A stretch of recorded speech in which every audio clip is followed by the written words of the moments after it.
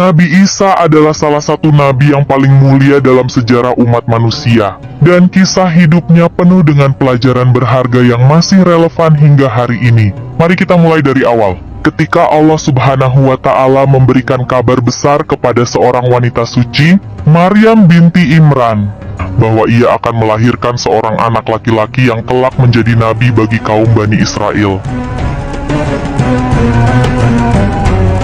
Maryam lahir dari keluarga yang sangat dihormati di kalangan Bani Israel. Ayahnya adalah Imron, seorang imam besar yang dikenal sebagai orang yang sangat soleh.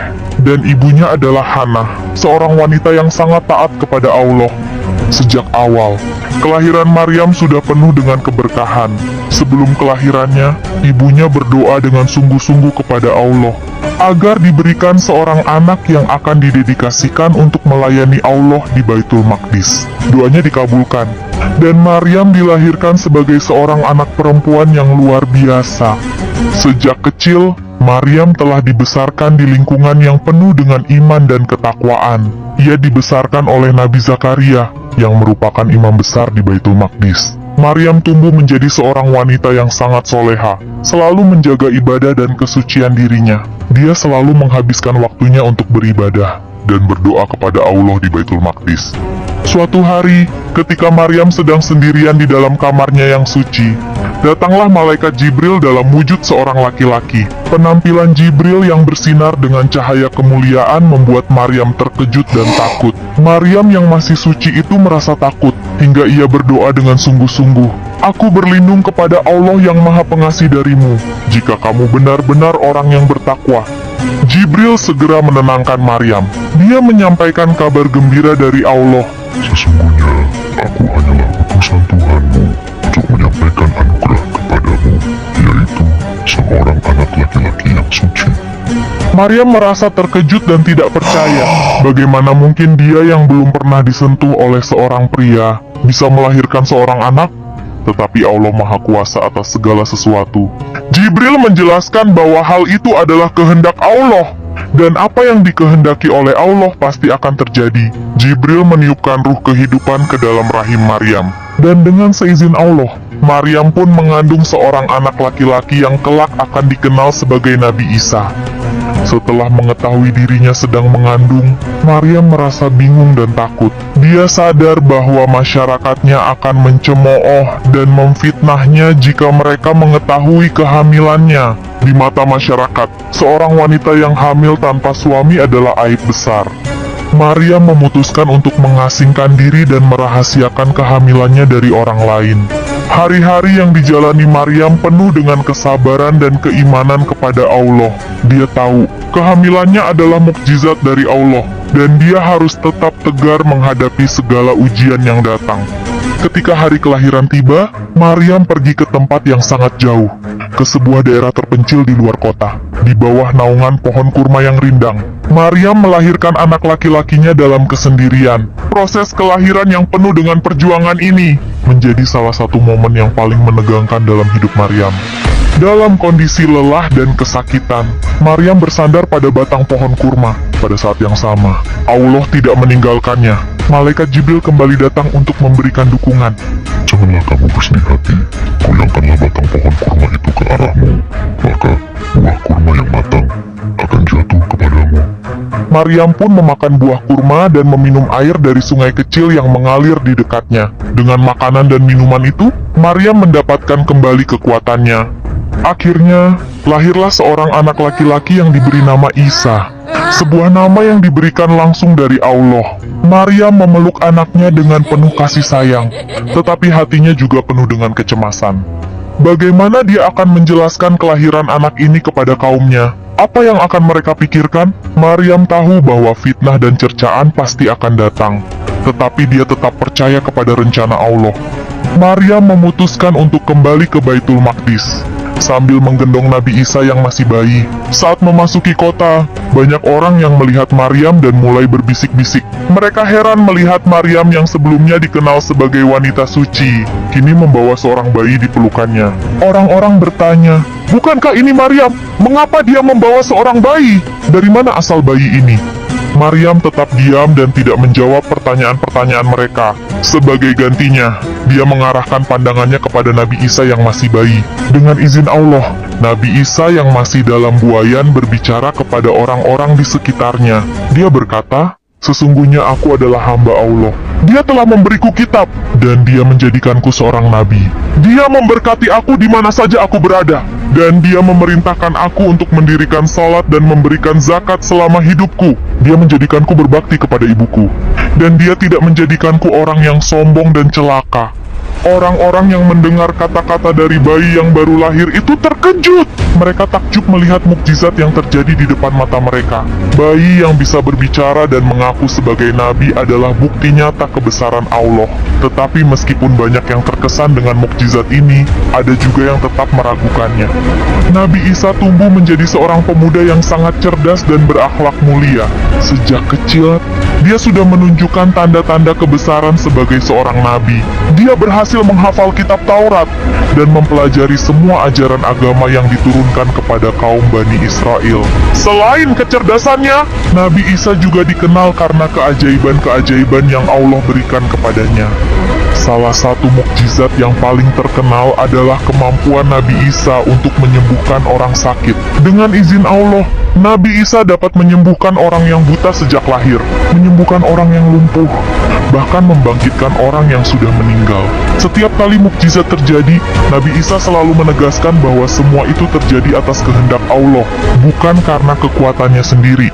Tetapi, tidak semua orang menerima dakwah Nabi Isa. Banyak pemuka agama dan kaum Bani Israel yang merasa terancam oleh ajaran-ajarannya. Mereka menuduh Nabi Isa sebagai penyihir dan berusaha untuk menyingkirkannya. Mereka tidak bisa menerima kenyataan bahwa Allah telah memilih seorang nabi baru yang membawa ajaran yang berbeda dari ajaran yang mereka pelajari. Semakin besar pengaruh Nabi Isa di kalangan Bani Israel, semakin besar pula perlawanan yang dihadapinya. Para pemuka agama yang merasa tersaingi oleh Nabi Isa mulai bersekongkol untuk menyingkirkannya. Mereka khawatir pengaruh Nabi Isa akan menggantikan posisi mereka sebagai pemimpin agama. Para pemuka agama ini kemudian menemui Raja Damaskus, yang saat itu berkuasa di wilayah tersebut. Mereka mengatakan kepada Raja bahwa Nabi Isa mengaku sebagai utusan Tuhan dan menyebarkan agama baru yang menentang ajaran yang sudah ada. Mereka juga menuduh Nabi Isa menghina para dewa yang disembah oleh Raja. Mendengar tuduhan tersebut, Raja Damaskus menjadi sangat marah. Dia memerintahkan pasukannya untuk menangkap Nabi Isa dan membawanya ke istana untuk diadili. Pasukan kerajaan pun dikerahkan untuk mencari dan menangkap Nabi Isa. Namun, dengan perlindungan dari Allah, setiap kali mereka mendekati Nabi Isa, mereka selalu gagal menangkapnya. Setelah beberapa kali gagal menangkap Nabi Isa, para musuhnya semakin putus asa. Mereka akhirnya memutuskan untuk menangkap salah satu pengikut Nabi Isa dan memaksanya untuk mengkhianati gurunya. Pengkhianatan ini kemudian membawa mereka ke tempat persembunyian Nabi Isa. Tetapi, sebelum mereka berhasil menangkap Nabi Isa, Allah dengan kebijaksanaannya yang maha tinggi melakukan mukjizat lain yang luar biasa. Saat para tentara dan pemuka agama mendekati Nabi Isa untuk menangkapnya, Allah mengangkat Nabi Isa ke langit, menyelamatkannya dari penangkapan dan bahaya yang mengintai. Nabi Isa diangkat ke langit dalam keadaan hidup. Dan hingga saat ini, kepercayaan dalam Islam adalah bahwa Nabi Isa belum wafat, melainkan akan kembali ke bumi pada akhir zaman. Namun, keajaiban ini tidak membuat para musuhnya berhenti. Mereka ingin menunjukkan kepada rakyat bahwa Nabi Isa telah dihabisi. Untuk itu, Allah membuat seseorang dari antara mereka yang berkhianat. Ada yang mengatakan itu adalah Yudas Iskariot, salah satu pengikut yang mengkhianati Nabi Isa. Memiliki wajah yang serupa dengan Nabi Isa. Orang tersebut kemudian ditangkap dan disalib. Sementara orang-orang percaya bahwa mereka telah menyalib Nabi Isa. Di dalam Al-Quran, Allah menegaskan bahwa mereka tidak benar-benar menyalib atau membunuhnya, melainkan itu hanya tampak seperti demikian bagi mereka. Allah berfirman dalam surah An-Nisa ayat 157 dan 158. Dan karena ucapan mereka, sesungguhnya kami telah membunuh Al-Masih, Isa putra Maryam, Rasul Allah, padahal mereka tidak membunuhnya dan tidak pula menyalibnya, melainkan yang mereka bunuh adalah orang yang diserupakan dengan Isa bagi mereka. Sesungguhnya mereka yang berselisih pendapat tentang pembunuhan Isa, benar-benar dalam siapa yang dibunuh itu, kecuali mengikuti persangkaan belaka. Mereka tidak pula yakin bahwa yang mereka bunuh itu adalah Isa. Tetapi yang sebenarnya, Allah telah mengangkat Isa kepadanya, dan adalah Allah Maha Perkasa lagi Maha Bijaksana. Selama hidupnya, Nabi Isa telah membawa banyak perubahan besar dalam masyarakat Bani Israel. Beliau bukan hanya seorang nabi yang datang dengan wahyu baru, tetapi juga membawa pesan yang kuat tentang kedamaian, keadilan, dan cinta kasih. Salah satu ajaran terpenting Nabi Isa adalah tentang pentingnya pengampunan dan kesabaran, bahkan terhadap orang-orang yang menyakiti atau menolak dakwahnya. Dalam salah satu riwayat, dikisahkan bahwa Nabi Isa pernah menyampaikan sebuah pelajaran penting kepada pengikutnya tentang pengampunan. Ketika seseorang melukai atau menyakiti kita, bukanlah kekuatan untuk membalas yang harus ditunjukkan, melainkan kekuatan untuk mengampuni. Hal ini menunjukkan betapa besar kasih sayang Nabi Isa terhadap umat manusia dan betapa lembut hatinya dalam menyampaikan pesan Allah. Ajaran-ajarannya banyak yang mirip dengan ajaran para nabi sebelumnya, seperti Nabi Musa dan Nabi Ibrahim, tetapi dengan penekanan khusus pada cinta kasih dan kerendahan hati. Nabi Isa mengajarkan bahwa kebahagiaan sejati tidak datang dari harta benda duniawi atau kekuasaan, melainkan dari hubungan yang dekat dengan Allah dan perbuatan baik kepada sesama.